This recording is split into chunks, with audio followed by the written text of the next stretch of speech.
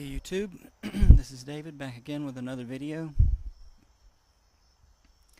I'm not sure I really did justice to the Jaws video that I put up. I mean, that was not really meant to be a review, just my general thoughts about why I like the film so much, and it has to do with the characters. As you can see from the title of this video, I'll be talking about Jurassic Park. But, I don't know, something's just kind of eating at me about the Jaws audio that I have recorded. I call these Carl Debo's rambling thoughts for a reason. It's just, I don't know. I don't feel like I did justice to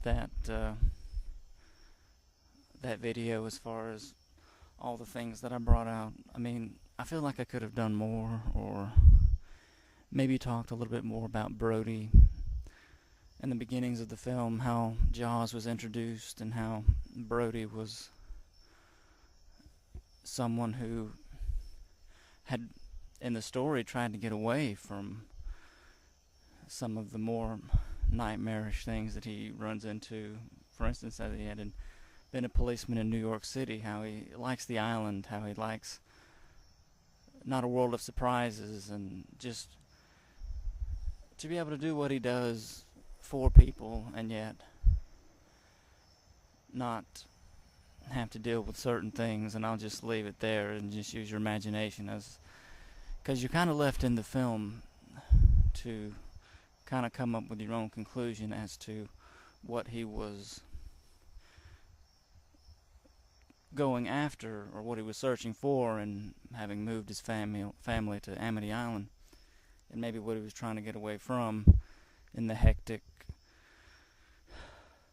a lot to do as a policeman in New York City, what he was trying to, the kind of life he was trying to give for his family. Maybe wanted to get away from the volume of crime or something, and to go to an island where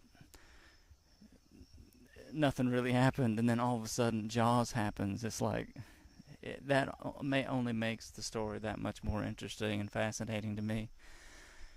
But yeah, I guess I brought out enough stuff from the film. It's just, I didn't mean to even, when I started this little idea about putting up my thoughts on some of the major franchises, like I'm doing, I hadn't really picked out Jaws, since Jaws, the first movie, is the only one I have on DVD. Not that I've watched it very often, but just that I do love the film, and I only like the first one as far as really, really admiring it as a piece of art.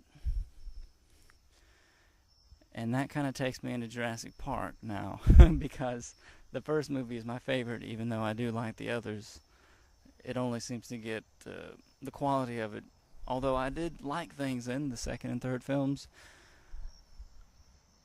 it seemed to be the same kind of thing as Jaws with me, in as much as, yeah, they were able to do other things with different dinosaurs in the second and third film, but that is kind of a step up from Jaws when it's the same great white shark. But I mean, you know, how in a way it seems to be the kind of the same thing, because they're going back to the same islands, either, well, one of two islands, Island Isla Sorna, Island Nublar. But yeah, I loved Jurassic Park as a kid when it came out. I think it was in 1995.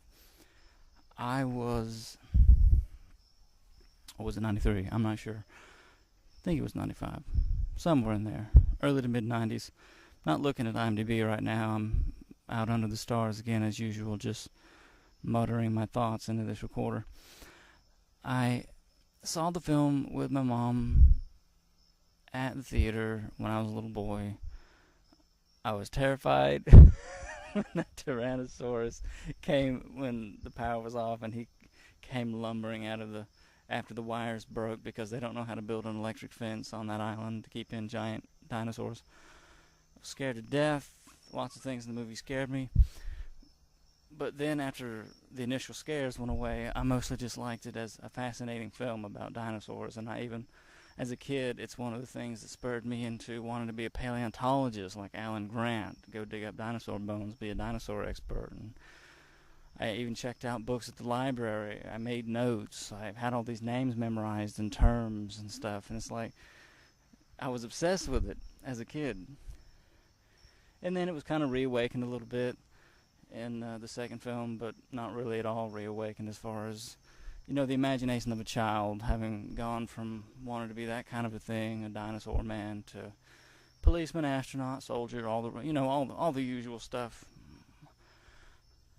But yeah, in elementary school, Leesville Elementary, in Greene County, Mississippi, when I was going to school as a kid, they had this thing. It wasn't Amway, but it was one of those things where if you can sell these little things, so many points, you get a prize. You get to pick out a prize from a book or something like that. Well, I think I was the only one in the class who chose a book. That's right. I wanted the junior novelization of Jurassic Park.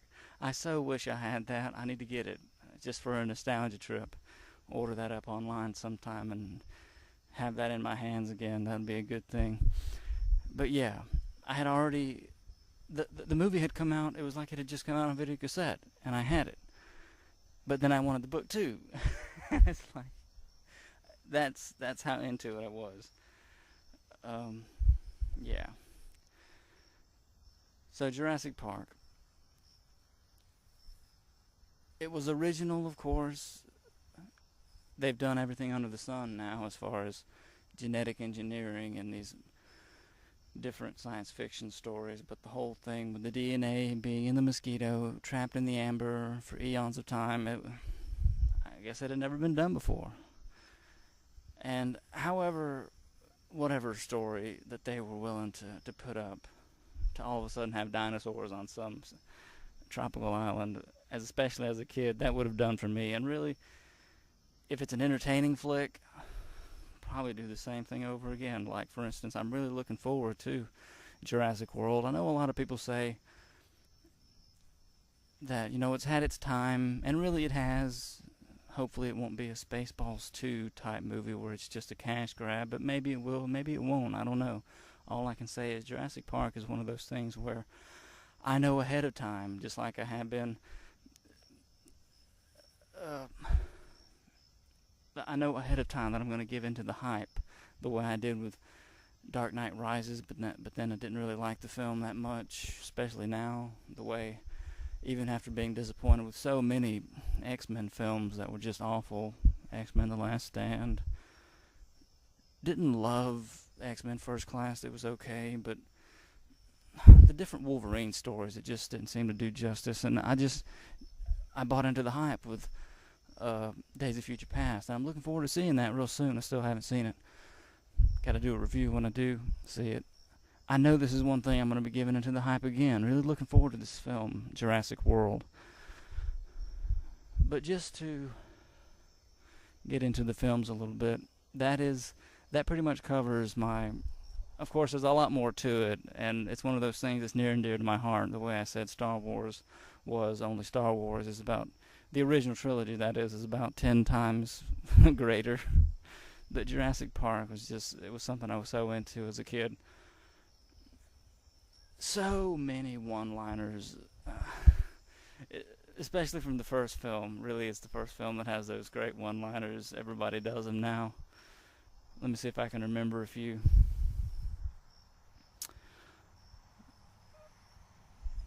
That is one big pile of poop. Nah, that's not a very good one. Everybody knows Clever Girl. That's got to be the best one. Best one of all. Best one of all, probably. But hey, what I touch? You didn't touch anything. We stopped. The thing that I like the most, again, the same with Jaws, as far as the movie goes, was the characters, because my imagination was grabbed particularly easy as far as dinosaurs went as a kid. Alan Grant. Although Jeff Goldblum is the one, his character, Ian Malcolm, is the one I probably would like as far as who's the most sensible. Maybe him more so than Alan now, but I'm just saying as a kid. Although I do like Alan Grant's character, it's just... he's the one you always play as in these games. Look at my little gameplay of the PC game from Ocean, the Jurassic Park game. I have a playthrough of the very first thing I did on YouTube. You're always Alan Grant in all these games. I've got Jurassic Park on for Sega Genesis, even though I don't have a Sega Genesis. I actually have the Sega Genesis game, but not a way of playing it. You're Alan Grant in that game. You're always Alan Grant. It's like he's the dinosaur man, and so he's the one they go with. Jeff Goldblum came back in the second film, but then Alan Grant again in the third. And the third, I admit, is the one that, although it was entertaining in places, and I was scared all over again by the monstrous visage of the Spinosaur, man, that thing just, it creeps me out even now. There's a clip on YouTube that they put up from the movie. It's the part when the satellite phone's going off. The family's reunited because the kid and Grant were separated, but then all of a sudden they hear the phone, and so they were able to find each other. But nobody's got the phone. It's like, we thought you had it. They're separated by the fence, and then all of a sudden you see that huge monster standing so eerily still and quiet, and he's so menacing to look at because he doesn't have the little tiny arms like the T-Rex does. No, he's got some big brawny arms that he was rolling a plane around earlier with. And the way he moved, and then the way he broke through the fence and almost got him in the bunkers, like, that thing, it was like, I won't say like Jurassic Park 1 all over again, but very close. They came pretty close, and I give them credit for that. But as far as the story with the people, the rescue mission, some things seem kind of lame. I mean, I liked all those actors and actresses in that. I did. And the subplot with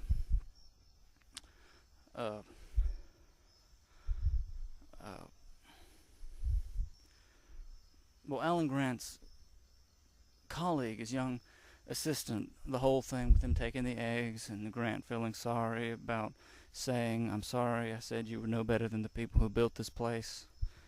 I like that. I like that a lot. I'll go ahead and say I like that little human, the emotional impact of that little human subplot much more than I did one of the main theories of the movie, or whatever, that is the lecture he was giving at the beginning of the movie about how if the velociraptors had only evolved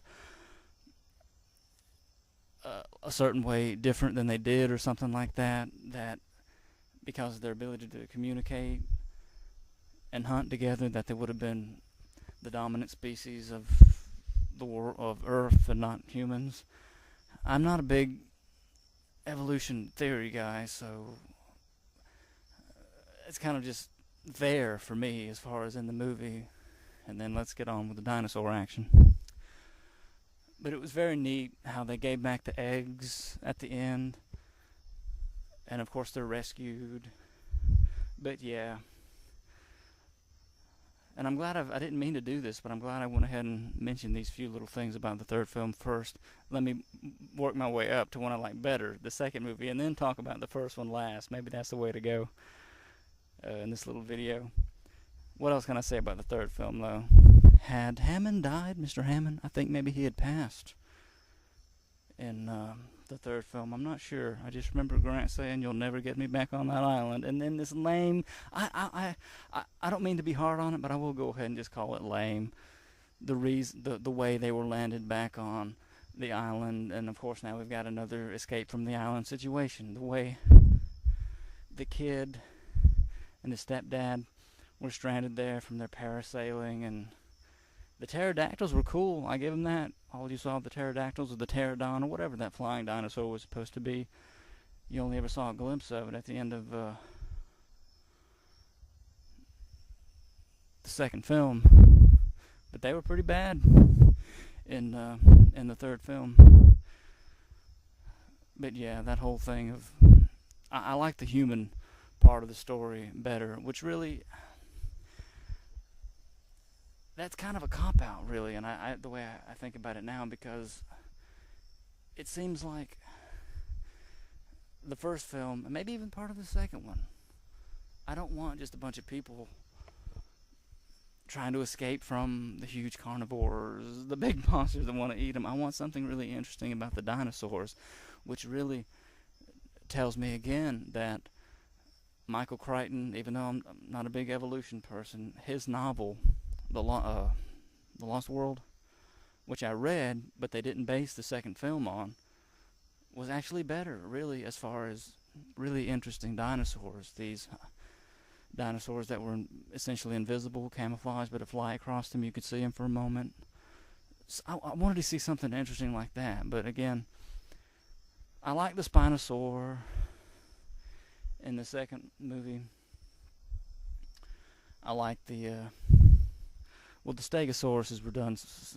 That CGI swiping the tail, not really impressed. But whatever the hard-headed thing was, I forget the name of it now.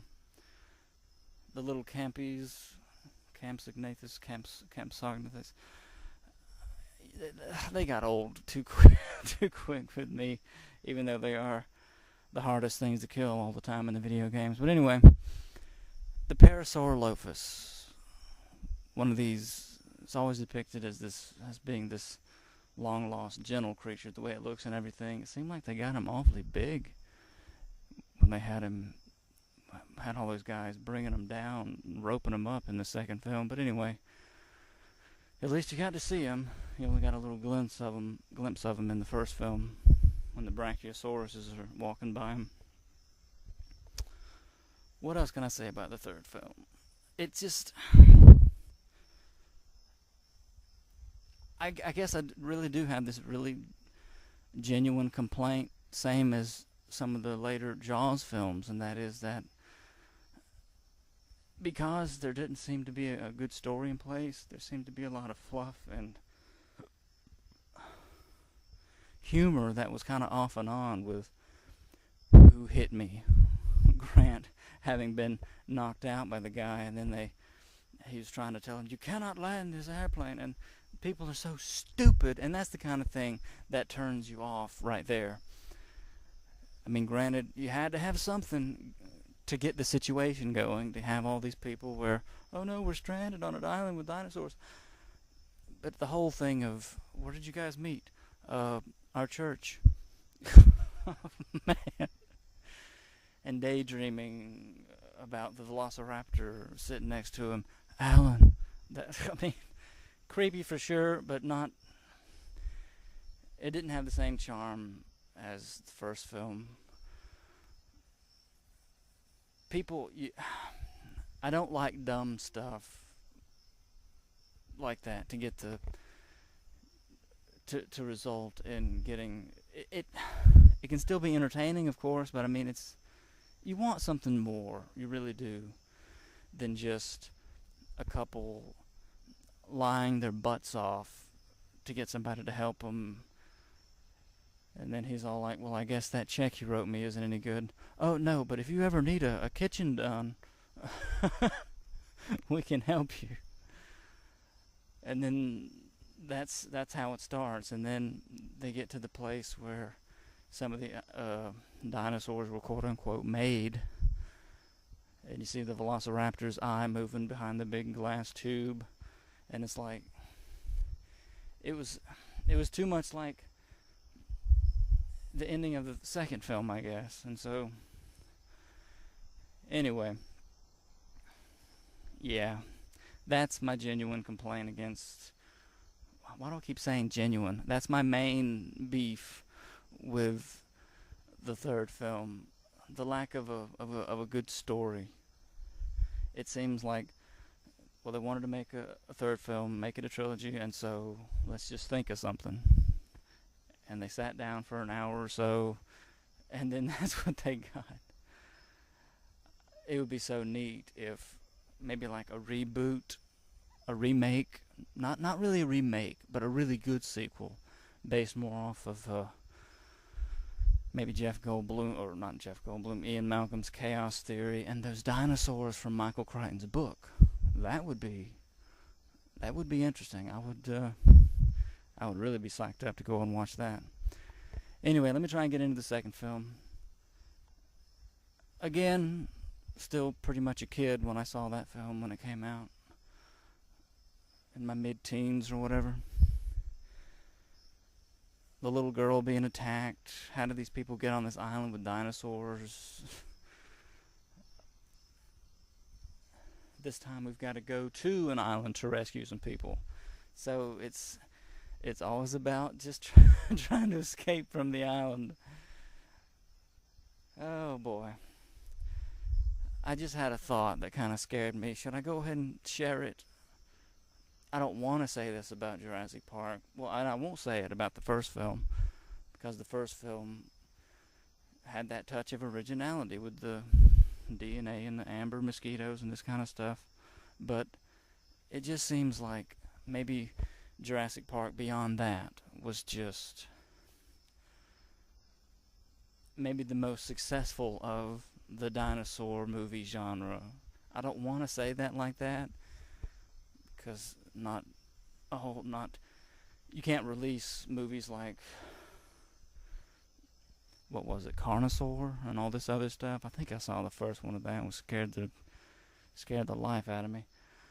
Gory stuff, B-movie monster type stuff. How many Anaconda, Piranodon, whatever movies, Boa Constrictor, King, or stuff like that doesn't get the big wide release and the fanfare of a big budget Steven Spielberg good movie. And again, I'm not saying that about Jurassic Park 1. No, sir. I love the first film. But the lack of a story, especially in the third movie, but even in the second, as I start to talk about that one, it just... You let my girlfriend go to this island alone?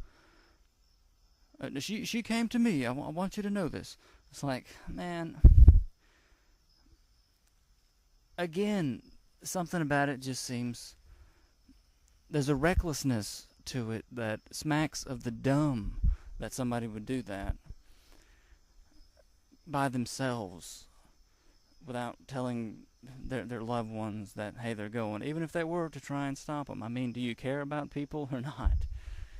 Maybe it's good that someone would try and stop you from doing something, even if it has to do with your passion, what you do with your life, and your field of study and everything. For her to have gone there by herself, and it's like...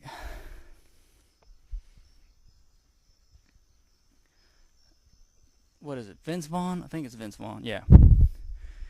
He lives, sometimes I forget he's in this movie, but the more I see him in things, I kind of forget he was in this, and an interesting character for sure. Don't approve of everything that he did, but it's like the character Eddie, which in Michael Crichton's book was a really young guy, and something else they changed up. When he gets eaten, it like scarred me emotionally. It was like the worst of the deaths that... Well, let me think about it for a second. Maybe the worst of any of the deaths that you see via being eaten by a dinosaur in any of the Jurassic Park films, because he was trying to save his friends' lives. You liked Eddie. He was a good guy. He didn't want to be there, very much like the young... Well, how old was he? 18 to 22 years old? The young Eddie, technical assistant guy in Crichton's novel. And it's like when he gets torn apart by the Rexes, it's like, man, this movie just sucks now. You didn't want anything bad to happen to Eddie, but it did. A blemish on the movie for sure, because now you're left with a bunch of other people with personality conflicts that are... There's a lot of friction with them as they try and get off the island. Where's the best way to go? What do we do? The whole thing with the hunter, which I did like the hunter. I'll just call him the hunter because I can't remember the character's name in the movie or the actor's name right now, but he's been in a lot of stuff. I can only think of Dragonheart and Aliens 3 right now. You know the guy, cowboy hat. Was he Australian? I know there's a deleted scene of him coming to some woman's aid and punching some guy out who was harassing her. It's not in the movie, though, when it should have been, because that's something that would have really made you like the guy and realize he's not just some joker who says things like, Well, the Rex just fed, so he won't be after us. Just fed? I assume you're talking about Eddie. Show a little respect. The guy saved our lives by giving his. Well, then his troubles are over. My point is, the Rexes don't. The animals don't hunt when they're not hungry. And there's Vince Vaughn. No, only humans do. Oh, you're breaking our hearts. Saddle up. Let's get this movable feast underway. I can't believe how much of the. I haven't seen it in years, but that's how much I remember of the junk. It was that good as far as something that I was just paying close attention to because I like the stuff.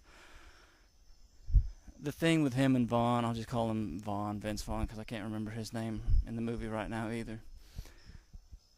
So this animal that's on the planet for the first time in eons, and your first impulse is to kill it. The whole thing with him saying, "You remember that chap who climbed Everest, came down half dead?" Everyone asked him, "Why'd you go up there to die?" He said, "I didn't. I went up there to live." It's interesting to me, the back and forth that they had. I really like it.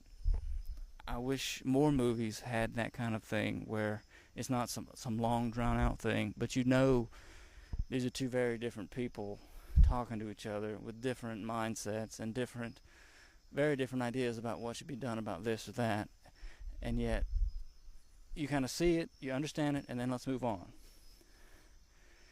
Because you see what happens. He took his shells out right when he needed to defend himself against the Rex, and I'm thinking,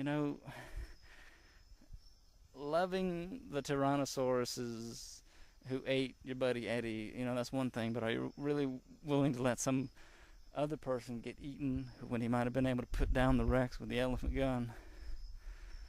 But he shoots him with a tranquilizer dart, and the whole thing with Vaughn and the helicopter at the end, dropping the bullets. That's one trophy he won't be taking. They linger on him with the camera just long enough to make you think, or at least I did, what is this? What was this about? The way they did that with the camera, the way they kind of lingered on. And again, I haven't seen the movie in years. This is just etched in my mind from when I watched it 100 times years ago.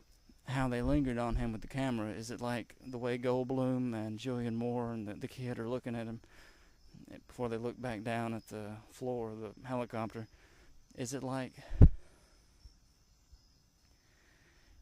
the way he's got that forlorn look on his face? He ought to be rejoicing. Everybody like, we made it, even though they're the only ones pretty much of all those people that were just hired guns and hired animal trappers who got taken down by all the velociraptors. The way they lingered on him with the camera, was it supposed to be like, and you can tell me if you think I'm right or wrong in what I was thinking, but I'm thinking maybe they were trying to, the way they lingered on him with the camera, say that he without him saying anything, let you know that that's one trophy he won't be taking with him. That maybe he regretted what he did. That seeing how they just barely escaped with their lives from the carnivores, that this guy might be dead. They don't know what's happened to the people after the Rexes showed up and they were cut off from the group and just had to get to the not the bunker, but wherever the place was with the radio station to get the distress call out. I want to say that's what they were trying to do with that part, with the way it just kind of stood on him for a second instead of just cutting immediately to some other scene. Correct me if I'm wrong, but I want to say that maybe it's like, maybe he wishes he hadn't done that, or would he do it again? Would he take the bullets out of the guy's gun if he could do it over? I don't know.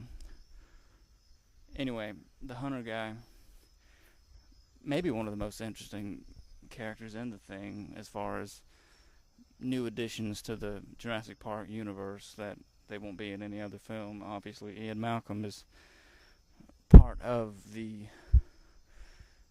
major canon, but as far as his girlfriend, Julianne Moore, his daughter, you know what I mean. Mr. Hammond was in it, but only for a minute, and it's his nephew that's such a knothead and got to go make some more money try and take the family business to new places by bringing the animals onto the mainland U.S. and think he's going to keep them just in that football stadium looking place. It seems so ridiculous. Anyway, yeah, he gets et. He sure enough gets et at the end. And again, I guess maybe they're just trying to do something new with having the T-Rexes brought and then be broken out.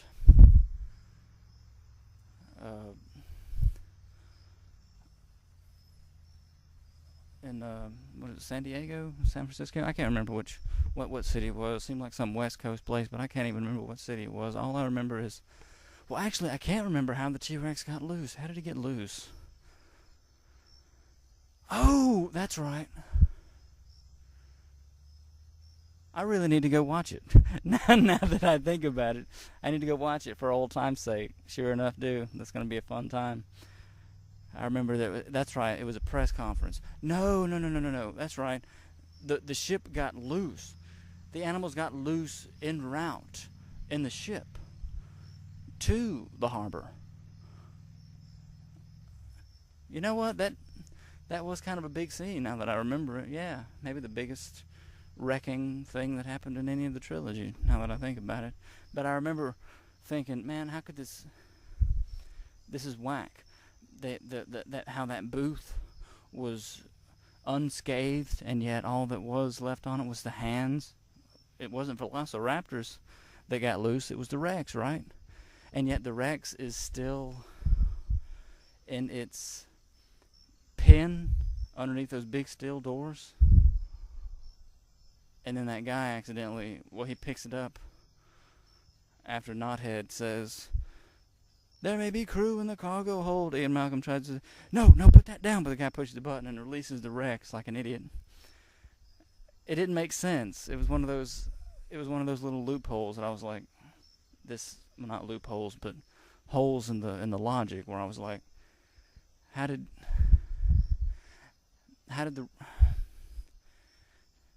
the Rex bite off everything but the guy's hands at the wheel, and the whole booth that he was in be unscathed, and the Rex somehow still be underneath? Was there some other dinosaur that I don't remember? I know the baby Rex was... Oh, they were separated. He was air flighted, wasn't he? Little guy was able to...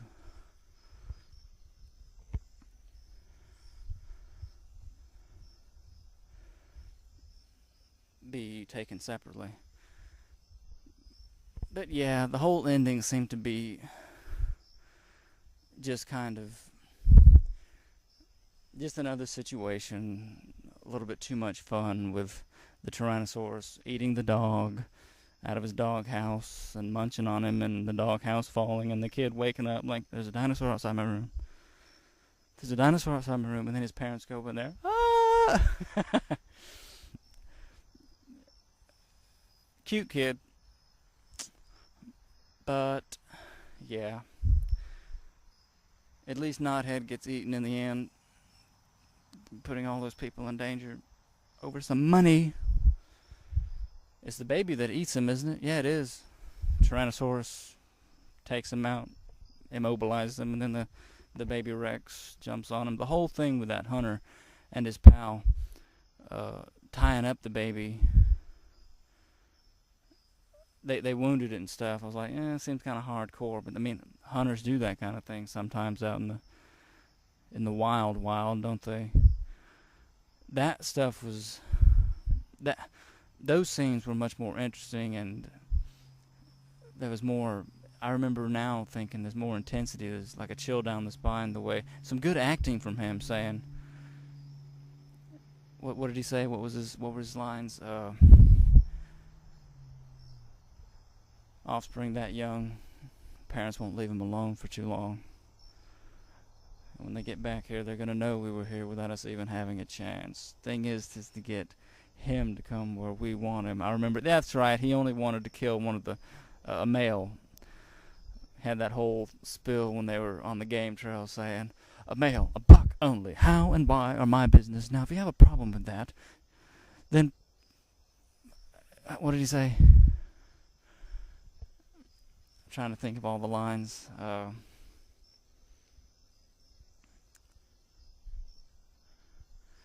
This is a game trail, Mr. Lachlan. Was his name Lachlan? I don't know. Carnivores hunt on game trails. Now, do you want to set up base camp or a buffet? Your job is to tell us we're doing a good job and open up a case of scotch when we have a good day. Okay. And the guy's like, okay. You see, I think it was a brontosaurus, not a brachiosaurus. The way they go through the legs, that whole scene with all the things. And that sad face on Eddie's, that sad expression on Eddie's face when they bring down the Parasaurolophus. I know I'm skipping all over the movie now, but yeah.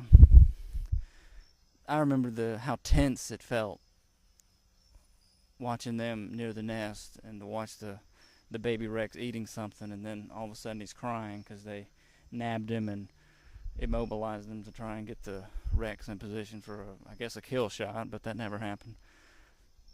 They let all the dinosaurs loose, and you would think there is kind of a disregard from all of the people who you are programmed to be in favor of, to be rooting for, of the disregard for other people's lives. Because when those dinosaurs bust out of those cages, you know somebody got trampled to death. No question about it. The Triceratops and all the big movers just getting legs crushed and everything else. Right in the middle of Knothead's speech. Everything can be up and running and ready to receive visitors in less than a month. Boom! Triceratops busts right through the tent. Knocks over his computer monitor and all of his pretty equipment. But yeah, they take the baby Rex back, trying to nurse its broken leg. The Rexes show up. So really, it's their fault that Eddie died. Nah, well, yeah, just for fun, I'm going to go ahead and say it's their fault because the Rexes came to get their young.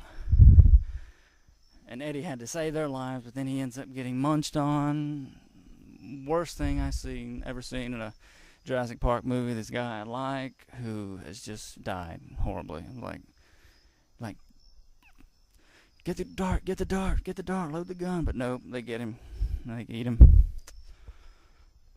Pretty tense seeing the whole thing with them hanging out of the trailers, those nice dinosaur-proof, quote-unquote, trailers. The way they managed to have all of the trailers fall around them, and without them knocking them off, that was too much. But pretty cool effects. All the screaming, all of another evolution, probably atheist saying, "Oh God, please," as that window is breaking. Very tense stuff you'll never forget. I give that credit to the movie. It had some good effects and some good acting in places. What else can I say about the first film? Again, not nearly as dumb as a subplot as... I don't want to call the third film dumb because there are things that I do like about it, but it's just the lack of anything where it seems like a lot was on the line as far as other people were concerned except themselves, because this guy is demented. He wants to make his money. He's trying to get the dinosaurs brought back. Goldblum's just trying to save his crazy girlfriend. And his daughter had to show up. I thought you said try new things. I thought you were trying to tell me something. You knew exactly what I was saying. You like to have kids, you just don't want to be with them, do you? Some pretty good lines in the movie.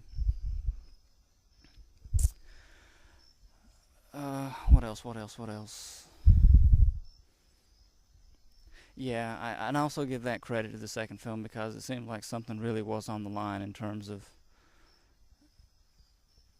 we're going somewhere. And although it had this stumbling effect to it, like, okay, we made it to this part, now we've got to deal with this.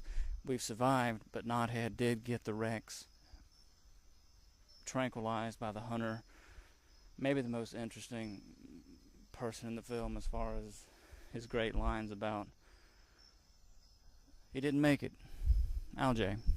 His buddy had died with a bunch of other people in the Velociraptor. You don't see it, but you know what happened. You know, I'm going to be very thankful to all the people who helped me.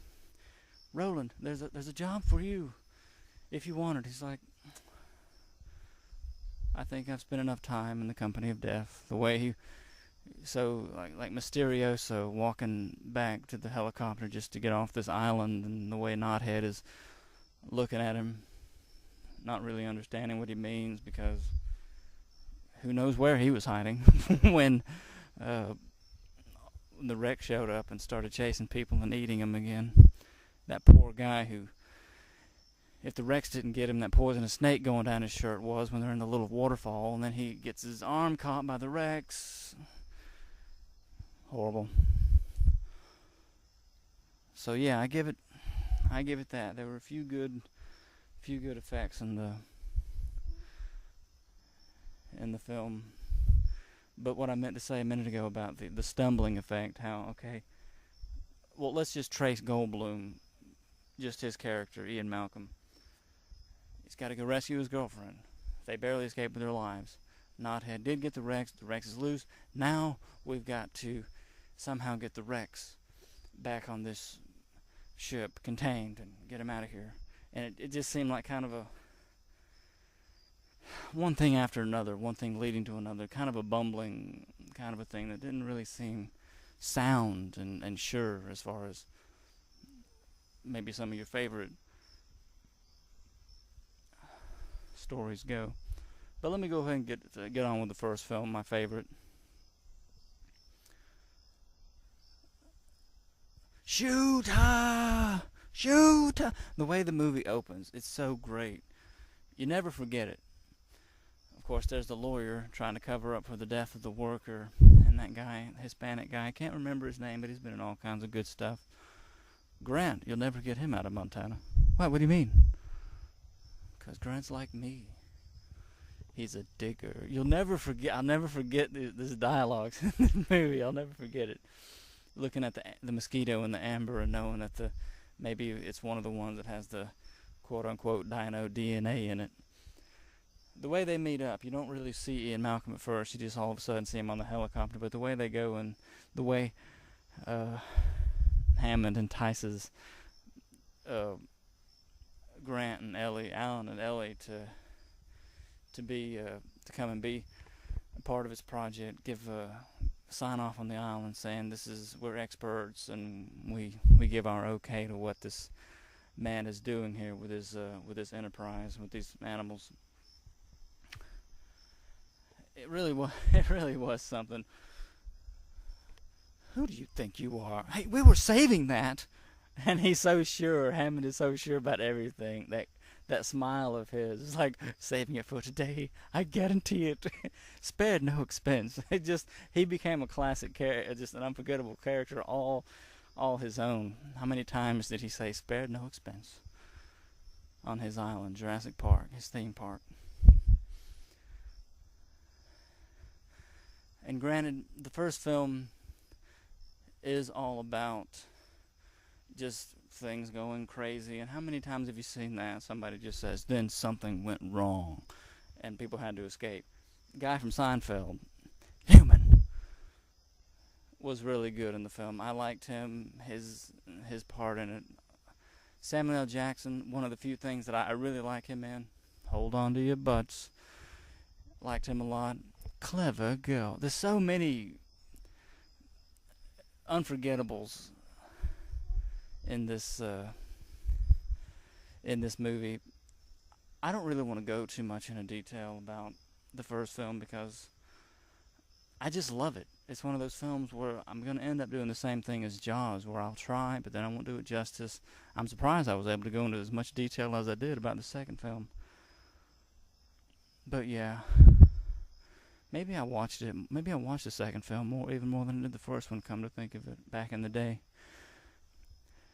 But anyway, how about a favorite dinosaur in each film? That's something I can say. In the third film, you only saw the Allosaurus, or whatever that thing was supposed to be, where they found the Spinosaur droppings and the bone of the idiot who had got himself eaten. Please stop! And the guy finally, I can't stop this plane. And the way he gets eaten. Again, so dumb, but just something to give a scare effect and show there's this menacing new carnivore. Menacing indeed. Speaking of dumb, The dumb in the third film, and I don't want to call it too dumb because I do enjoy it, but I do have to call some things dumb. The dumb in the third film infected even the animals. They're running away because the woman's freaked out. They come across the Tyrannosaurus munching on a Stegosaurus or something like that. He looks up, sees them. Grant's doing his thing. His vision's based on movement. Don't move. Of course, they all run away. In the wild, just watch one wildlife safari episode of lions. They don't hunt. They don't go and kill. Carnivores don't hunt and kill other things if they've already got a full plate of food in front of them. The T-Rex wouldn't run after something, especially not some little shrimps who are no threat to him when he's eating this huge meal. It's crazy. But no, though, they've got to show how big and bad the Spinosaur is, so they have the weird little fight between them and the Spinosaur, breaking the T-Rex's neck to see, you thought the T-Rex was the biggest, baddest one there was. The tyrant, Lizard King tyrant fella. No. It's this bigger, badder dinosaur with the neat sail on his back who doesn't have baby arms. He's the bad boy now. Whatever. I didn't like that scene, really. Neat effects and everything, but the T-Rex would not have chased them. No way. I'm not claiming to be a dinosaur expert here. It's just basic animal behavior. Especially carnivores, it's not the easiest thing in the world for them. Just watch these lions and lionesses, how hard it is to kill their prey sometimes. Once they finally have it, it's done. Chow down. They don't just run and kill everything nearby that they might also eat. No, they just want that and fill up. Anyway, where was I? I'm trying to talk about the first film, but yeah. This has been a rambling video for sure, but at least I've enjoyed myself tonight and the things that have come to me. I've really enjoyed talking about it tonight. The butterfly effect, Ian Malcolm's little thing, that was neat.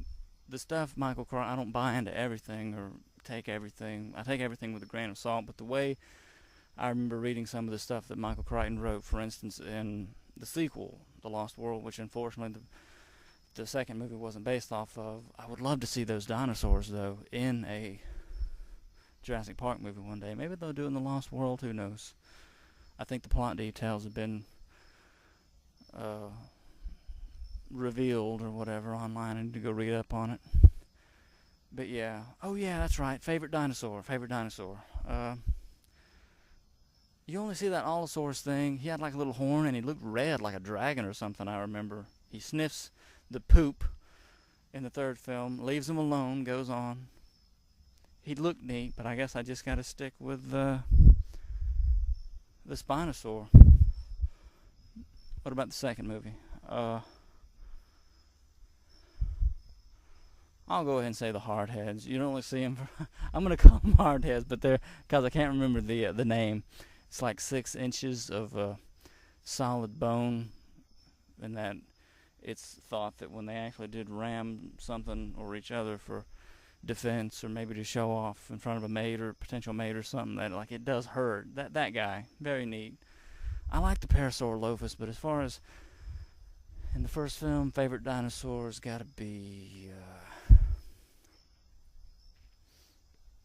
I'll say the Brachiosaurus. Gotta give the Brachiosaurus room in there. Especially that first scene. That's a dinosaur. Anyway, not sure what else I can say. It was just all about them. Again, corruption. Some guy has a disregard for human life, trying to get the embryos of all these dinosaurs to his buddies that are going to pay him big bucks. But he gets ate by the Dilophosaurus, spit on and then eaten by the Dilophosaurus. Newman plays out of the picture in this movie.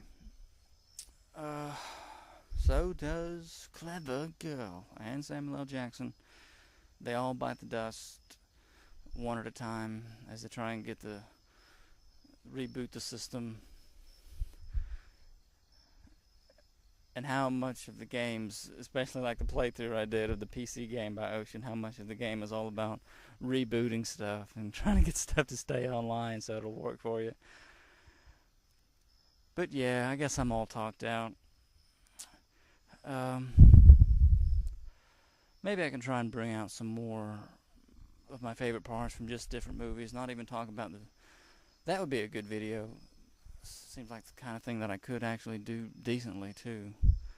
Just bring out my favorite parts from some of these films, like I have done with at least a couple things so far, but don't know what else I can say about the first film except it's my favorite. I like it. I'm looking forward to Jurassic World. And